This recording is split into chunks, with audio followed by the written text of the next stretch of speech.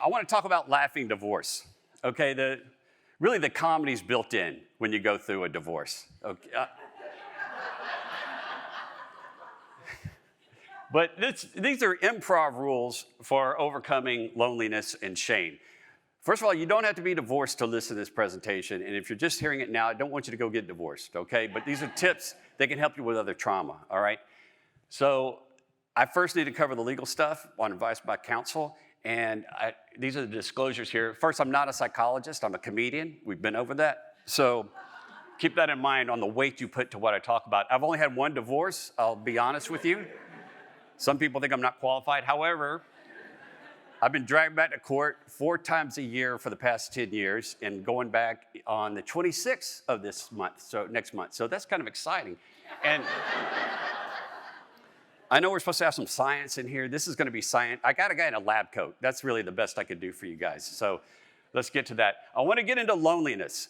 And one of the first things about loneliness, like if you go out to eat and you're by yourself, ask them to sit you at the bar. Because if you're... The more seats there are at the table, you know, it's the more people who did not show up for you. And it can be soul-crushing here. But the serious part of this is you probably saw this research that came out. This is legit, okay? Loneliness is more dangerous than smoking 15 cigarettes a day. And that's why the Surgeon General in 2023 said this is an epidemic now. This is an epidemic for us. And this was such depressing news when the scientists found out about it. They started smoking. It's the same impact it can't be the same impact of a divorce. So this is my buddy Felix. I think that's Felix. I mean, who knows? When I first was starting to go through a divorce, Felix found out about it, and he asked me, he said, look, we're gonna meet tomorrow morning at 6:30 at Starbucks, and I wanna talk to you. So I told him what was going on. He knew exactly, he had been there before. He had been divorced, it was the same kind of situation, and he knew what was going on. So Felix says to me, he's like, you know what you need to do is you need to come out and start running with us. We got a run club, we meet at the high school track at 5:45 a.m. This is in February in Connecticut, you know, and I was like, dude, you don't even know me. Why in the world would you ask me to come run with you guys? But I showed up. You know, follow the fear. This is an improv rule that I learned. And I was afraid to go out there for a lot of things. That inner voice comes in my head, and I'm thinking like, look, you're going to get laughed at. You can't hang with these guys. You know, you're just going to be sitting there on the sidelines kind of dragging. So I go out, and as it turns out, Mike Rogers is kind of the head coach of it all. And he had just come back from surgery. And I was thinking I would be left behind. I'd just be out there like an idiot while everybody else is running. And because I hadn't run forever. I hadn't run since cross country in high school, and even that was like a steady jog at best, for what my coach said. So I went out there, and their coach was injured. He was coming back from surgery, actually, and so he walked with me the entire time. And I got to know this guy, and he says, well, why are you out here? I said, well, I got a divorce. I'm getting a divorce. And he told me about his story and how he got through it and how miserable it was and how long it lasted and getting dragged through it. But all of a sudden, I felt like, okay, I'm not alone. And there's a plan. He shared a plan with me, a plan to get out. So I kind of got into the group, and I started doing more. I signed up for a 5K. I had no idea what I was doing. I even had to get some help with some of the basics. You know, that's my friend Megan Searfoss. She is the founder of CT Run Co. in Connecticut. And I didn't know that runners are so positive. They have all this positivity, and they're so optimistic, and they're all healthy. They're all committed to like a healthy lifestyle, and they are great people to hang around. And you can go walk with them too. And I thought, man, they're not gonna wanna, I'm gonna hear about the Ironmans that they're doing and all this stuff. No, when you go there, they are so excited to see someone else come to run because they know how much it's helped their life. And they're excited to see somebody else get on board with that. So I started, my first was a mile run at the Jingle Bell Run. We have a mile or 2 miles. And then I started running with this trail team. I signed up for my friend Carla. I'm on a business call with her. And she's like, hey, you want to go run the Bryce Canyon 30K with us? And again, I thought, you don't even know me. Why in the world? How could you ask me that? Because you don't know who I am. I could never do that. But anyway, after that call, I signed up for it. I mean, I thought 30K. I mean, I thought 30K, that's probably like 3 or 4 miles, right? I mean, I should have paid more attention in the metrics conversion class, but it was in Bryce Canyon, and so it's going you're at 6,000 feet elevation, going up to 9,000, and then coming back down. The coming back down part's fun, but the rest of it was pretty tough. So I started training. My buddy Mike got a crew together, and we started running twice a week with these people on the trails, and just had a wonderful time. And I love this research by Kelly McGonigal from Stanford University. So she did a lot of work on this research that was done in 2016 that's called the hope molecule. And the hope molecule are these proteins and hormones that are secreted whenever you contract your muscles. And it will happen even when you're walking. And this is why it's so important to get out and exercise when you're in a dark place, because it will actually help you rebuild. In some cases, it's been able to replace a depressant, an antidepressant. So it's pretty powerful. Let's see so these are my friends. That is Felix. I can see Felix now. That's Felix over there on the end, all right?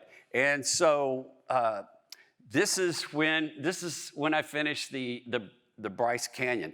Here's the thing, I set my expectations. You know, all disappointment comes from expectations that are missed. And I set my expectations. Here's what I want. I want to go out there and have a fun time. I want to make some funny videos and just enjoy the beauty of Utah.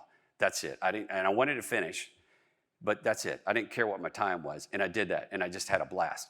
And then the next thing comes up. A friend of mine, Lance Finn, he is the chaplain for the New York City Marathon. And he asked me, hey, great, why don't you come run the marathon with us? If you come and speak we had an interfaith worship service. Come and speak at that, and I'll get you a free bib. And again, I'm like, dude, you don't even know who I am. Why in the world would you ask me to run a marathon? You know, what idiot would go up and run a marathon? And so that idiot is me. And I finished. And so the next thing that I did that scared myself was this summer was up at the Wildflower Inn. It's on the Kingdom Trails in Vermont, in the Northeast Kingdom. Okay, I got a few friends over here who've done it, right? Okay, Stephanie's gone. So this is the Kingdom Trails, and mountain biking was a little bit different. I probably won't do that again. It was kind of tough, but you know what? I got a good workout, and it was beautiful to be there in the woods, and you can't beat Vermont in the summer or winter. So I want to talk a little bit about, I want to shift into shame, which is another emotion that's difficult that will come to you. But what I'm saying is, if you're divorced, if you want to get divorced, start your walking program right now, okay? And don't raise your hand if you want to get divorced. It's not I believe in marriage. I'm not saying I believe in marriage, but there is a time when it's not working. My legs are a little beat up, my feet are beat up, and what I'm doing now, seriously, is I'm mall walking, and I love it. I show up at 8 o'clock in the morning, the mall's open for the mall walkers, and I do the Japanese interval walking for 30 minutes, and I love it. And if you feel lonely, you're gonna see people, you're gonna pass people. There's not too many places you can go, and you're gonna get to know some people over time. Let me shift to shame. This is a fun one, okay? So in improv, I struggle with a lot of shame going through divorce, and it's hard for, I think a lot of people no matter what happened, a lot of people feel shame about what they're gonna put the kids through, just having to split up. And we saw it, we didn't see it in my son. My son didn't seem to have any symptoms. He's 18, he still wears that bucket sometimes. So, but my daughter had a tough time. I could tell she was going through a tough time in 4th grade. This is Katie. She's a little older now, but she crawled backwards all the time. So that was just her move. My daughter Katie started acting out when she was in 4th grade. So this is really not an accurate portrait. But she started acting out when she was around this age. And she would kind of hold things together at school, and she would come home, and sometimes she'd just start screaming, and sometimes she'd just start hitting.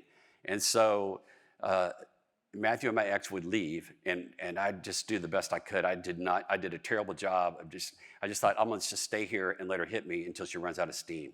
And that's what we did for a while. Then we met a counselor. We had a family counselor who said, look, when Katie's upset, rules are important, boundaries are important, that's true. But what's more important is she's trying to connect with you. So try to connect with her. So after hearing that, I thought, you know what?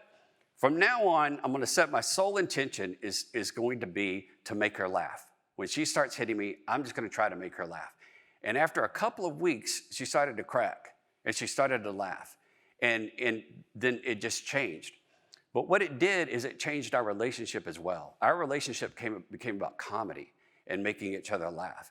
And she got interested in comedy writing and the work I did. And I started bringing her along on projects and filming videos with her and writing scripts. And we did something at our church for Christmas Eve. For the Christmas Eve service, we had like a little nativity sketch that we wrote. And it was about, she played a caterer coming to the nativity scene, with the stable to serve them with a charcuterie board. And we called it Cheeses of Nazareth. And it was, I gave her some lines. All she had, they'd talk about, Mary and Joseph, like, what are we going to name the baby? We don't know. And she'd come up with that board, cheeses, and then get a big laugh. And it just completely changed our relationship. And then I started taking her to the UCB with me to go see some comedy, and she enjoyed that. And then there's one little comedy shoot. She came along with me to help out, just to see what it was like. And she was sitting here at this coffee shop, and the light was hitting her like this. And so I went and took a picture just with my iPhone. Well, the photographer who's there shooting the models sees that, and the photographer, she comes over and takes that shot. And so Katie ends up being up there on the top. That's her over there next to the Iron Man in that store for years. And that's her all of a sudden camera shy now, blocking the photo. But I would not have this relationship with her. I mean, she will talk to me if she wants to date somebody. She'll ask, Dad, what do you think about this guy? I mean, it's just, I never thought that would be the case. But it's turned something around. I thought I was creating a daughter with daddy issues. And I was able to save it, and we wouldn't have changed things if I didn't make that mistake. So that idea of there are no mistakes, only gifts, I really hope the next time you think you make a big mistake, that you'll focus on what the possible outcome could be and say, all right, I'm expecting this to bring me joy. Thank you very much. Thank you. Thank you so much.